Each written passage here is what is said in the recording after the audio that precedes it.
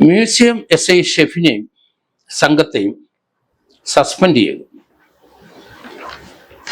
അവരുടെ സസ്പെൻഷന് കാരണം museum police സ്റ്റേഷനിലെ ഒരു കേസുമായിട്ട് ബന്ധപ്പെട്ടാണ്. MBBSന് അഡ്മിഷൻ വാങ്ങിക്കൊടുക്കാം എന്ന് പറഞ്ഞ് 15 ലക്ഷം രൂപ അർച്ചന ഗൗതം എന്ന ഒരു സ്ത്രീ ഇവരെ പറ്റിച്ചു. ഹരിദ്വാറിലെ അവിടെ പറ്റിച്ചതിന് ഹരിദ്വാർ ജയിലിൽ അവർ കിടക്കുകയാണ്. മ്യൂസിയം പോലീസ് അന്വേഷിക്കുന്ന ഈ കേസിനകത്തെ പ്രതി ഹരിദ്വാറിലാണ്. അപ്പൊ അവിടെ ഉത്തരാഖണ്ഡിലെ പോയി പ്രതിയെ എടുത്ത് തിരുവനന്തപുരം ചീഫ് ജുഡീഷ്യൽ മജിസ്ട്രേറ്റ് കോടതിയിൽ ഹാജരാക്കണമെന്ന് ചീഫ് ജുഡീഷ്യൽ മജിസ്ട്രേറ്റിന്റെ ഡയറക്ഷൻ കിട്ടി. ഇവിടുന്ന് ഷെഫിനും സംഘവും ട്രെയിൻ അങ്ങോട്ട് പോയി.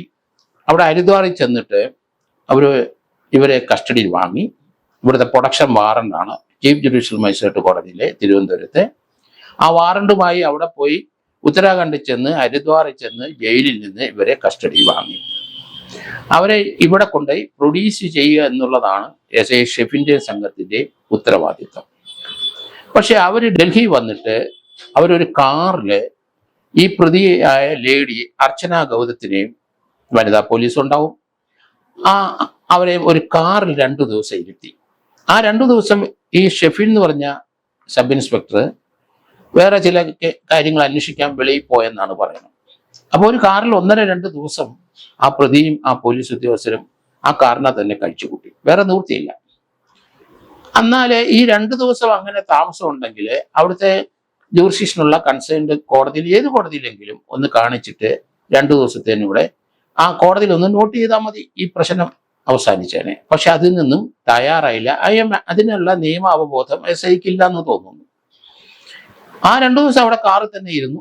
അതിനുശേഷം 2 ദിവസത്തിന് ശേഷം ട്രെയിനിൽ തിരിച്ച് വരാനുള്ള ടിക്കറ്റൊക്കെ ബുക്ക് ചെയ്തിട്ടുണ്ട്, റിസർവേഷനും ഉണ്ട്. പക്ഷെ ട്രെയിനിൽ വന്നില്ല. 2 ദിവസം കൊണ്ട് പ്രതിയുടെ ചെലവില് ഇവരെ ഫ്ലൈറ്റിലാണ് പ്രതിയും കൊണ്ട് തിരുവനന്തപുരത്ത് എത്തിയത്. അവിടെയാണ് പ്രശ്നം ഉണ്ടായത്. അത് പ്രതിയുടെ പണം വാങ്ങിച്ചിട്ടാണ്, ഫ്ലൈറ്റ് ചാർജ് എല്ലാം കൊടുത്ത് പ്രതിക്കും സുരക്ഷിതമായി. ആ പ്രതി ഒരു എലൈറ്റ് ക്ലാസ്സിലുള്ള പ്രതി ആയതുകൊണ്ട് അവരും ഫ്ലൈറ്റിലേ വരുള്ളൂ. പക്ഷെ കോടതിയുടെ ഒരു അറസ്റ്റും റിമാൻഡിലായി കഴിഞ്ഞാൽ പിന്നെ കോടതി അല്ലെങ്കിൽ പോലീസാണ് നിശ്ചയിക്കുന്നത് എങ്ങനെ കൊണ്ടുവരണം, ഏത് വിധത്തിൽ കൊണ്ടുവരണം, അതിന്റെ എക്സ്പെൻസ് ആരാണ് മീറ്റ് ചെയ്യേണ്ടത്. ഇവിടെ ചീഫ് ജുഡീഷ്യൽ മജിസ്ട്രേറ്റിൽ ഇവരെ ഹാജരാക്കുന്നതിന്റെ എക്സ്പെൻസ് സ്റ്റേറ്റ് ഗവൺമെന്റ് ആണ്. അത് ചിലപ്പം കോടതി കൊടുത്തെന്ന് വരാം. ആ ഗവൺമെന്റ് ചെലവിലാണ് കൊണ്ടുവരുന്നത്. തിരിച്ചു കൊണ്ടുപോയി അവിടെ ആക്കുന്നതും അങ്ങനെ തന്നെ. അതിന് പകരം അവരെ ടിക്കറ്റ് ബുക്ക് ചെയ്തെങ്കിലും, ഗവൺമെന്റ് മണി ഉപയോഗിച്ച് ടിക്കറ്റ് ബുക്ക് ചെയ്തിട്ടുണ്ടെങ്കിലും തിരിച്ചു വരാൻ ഉണ്ടെങ്കിലും 2 ദിവസം വെയിറ്റ് ചെയ്തപ്പം അവർക്ക് എയർ ടിക്കറ്റ് കിട്ടിക്കാണും. അത് ആ പ്രതി എന്ന ആ അർച്ചന ഗൗതത്തിന്റെ ചെലവിൽ അവര് തിരുവനന്തപുരത്ത് വന്ന് ഇവിടെ പ്രതിയെ പ്രൊഡ്യൂസ് ചെയ്തു. ഇവിടെ വന്നുടനെ ഷെഫിൻ 4 ദിവസം ലീവിൽ പോയി. സുഖമില്ല എന്ന് പറഞ്ഞ് പോയെങ്കിലും ഷെഫിനെ ഇടുക്കിയിൽ എവിടെയോ പോയി ഒരു 4 ദിവസം സിനിമ ഷൂട്ടിങ് അതിൽ പങ്കെടുത്തിട്ട് പോകും. ഇനി സിനിമ അഭിനയിക്കാൻ സർക്കാർ ഉദ്യോഗസ്ഥന് ഗവൺമെന്റ് സാങ്ഷൻ കൊടുത്തിട്ടുണ്ടോ എന്ന് അറിയില്ല. ഷെഫിന് അങ്ങനെ ഒരു സാങ്ഷൻ വാങ്ങിച്ചിട്ടുണ്ടോ, അതിനും സാധ്യത കുറവായിട്ടാണ് കാണുന്നത്. അപ്പൊ അദ്ദേഹത്തിന്റെ പ്രവൃത്തി സർക്കാരിന്റെ ഡയറക്ഷനോ അല്ലെങ്കിൽ സർക്കാർ സാധാരണഗതിയിൽ ഒരു പ്രതിയെ ട്രാൻസിറ്റ് ചെയ്ത് കൊണ്ടുവരുന്ന നടപടിക്രമം അനുസരിച്ചോ അല്ല ഇയാൾ ചെയ്തത്.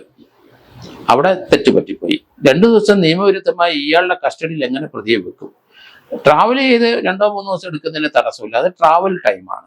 അല്ലാതെ കോടതിയുടെയോ അല്ലെങ്കിൽ ആരുടെ അനുവാദമില്ലാതെ 2 ദിവസം റിമാൻഡ് പ്രതി അവിടെ കിടക്കുന്ന ഹരിദ്വാർ ജയിലിൽ കിടക്കുന്ന ആളെ ഇയാൾ ഒരു കാറിൽ 2 ദിവസം കസ്റ്റഡി വെക്കാൻ അധികാരമില്ല. അവിടെ തെറ്റിപ്പോയി. അതുകൊണ്ടാണ് സർക്കാർ ഇപ്പം ഇയാളെ സസ്പെൻഡ് ചെയ്തിരിക്കുന്നു. ചെയ്ത പ്രവർത്തികൾ നിയമവിരുദ്ധമാണ്. അത് കോടതിയുടെ അനുവാദമില്ലാതെ സർക്കാരിൻ്റെ പണം ഉപയോഗിച്ച് ട്രെയിൻ ടിക്കറ്റ് അത് ബുക്ക് ചെയ്തിട്ടുണ്ടെങ്കിലും പ്രതിയുടെ കയ്യിലെ പണം കൊണ്ട് അവർ എയർ ടിക്കറ്റ് വാങ്ങി തിരുവനന്തപുരത്തേക്ക് പോകുന്നു.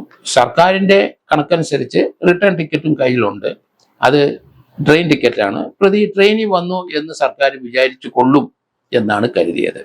ആ വിവരം വെളിയിൽ ആരും അറിഞ്ഞിട്ടില്ല എന്നാണ് അദ്ദേഹം വിചാരിച്ചത്. പക്ഷേ ഈ വിവരം ഇതിന്റെ പുറകെ 15 ലക്ഷം രൂപ നഷ്ടപ്പെട്ട വഴുതക്കാട്ട പരാതിക്കാരൻ തിരുവനന്തപുരം സിറ്റി കമ്മീഷണറെ പോയി കണ്ട് ഈ പ്രതിയുടെ പണം കൊണ്ടാണ് ഈ SIയും സംഘവും ഫ്ലൈറ്റിൽ വന്നത്. പ്രതിക്ക് അത്രയും പണം ഉണ്ടെങ്കിൽ ആ പണം തിരിച്ചു കൊടുത്താൽ കേസ് തീരുമല്ലോ, അയാൾക്ക് അത്രയെങ്കിലും ആശ്വാസം ആവുമല്ലോ. 15 ലക്ഷം രൂപ മുടക്കി പറ്റിച്ച ആൾക്ക് ആ പ്രതിക്ക് അതിന് സാമ്പത്തിക സൗകര്യം ഉണ്ടെങ്കിൽ ആ പണം അവർക്ക് തിരിച്ചു കൊടുത്തിട്ട് അവർക്ക് കേസിൽ നിന്ന് കോടതിയുടെ അപേക്ഷയും കഴിഞ്ഞ് ഇവരുടെ സമ്മതത്തോട് തന്നെ കേസിൽ നിന്ന് ഒഴിവായി പോകാം കുറേയൊക്കെ. പക്ഷെ അതിനൊന്നും ആ ലേഡി തയ്യാറായില്ല. അർച്ചന ഗൗതത്തിന്റെ സാമ്പത്തിക ശേഷി എത്രയാണെന്ന് അറിയത്തില്ല, എങ്കിലും അവരുടെ ചെലവ് അല്ല അവരുടെ വീട്ടുകാർ കൊടുത്ത പൈസയിലാണ് ഫ്ലൈറ്റിൽ ഇങ്ങനെ വന്നിരിക്കുന്നത്. അത് ഏകദേശം 1 ലക്ഷം രൂപയുടെ അടുത്ത് ചെലവ് വരുമല്ലോ. കാരണം 4-5 പേര് ഫ്ലൈറ്റിൽ വന്നതാണ്. അപ്പൊ അത് ക്വിക്കായിട്ട് വളരെ പെട്ടെന്ന് 2 ദിവസം കൊണ്ട് ഫ്ലൈറ്റ് ടിക്കറ്റ് എടുത്തതുമാണ്. അതുകൊണ്ട് 1-1.25 ലക്ഷം രൂപയെങ്കിലും അതിന് ചെലവായിട്ടുണ്ടാവും.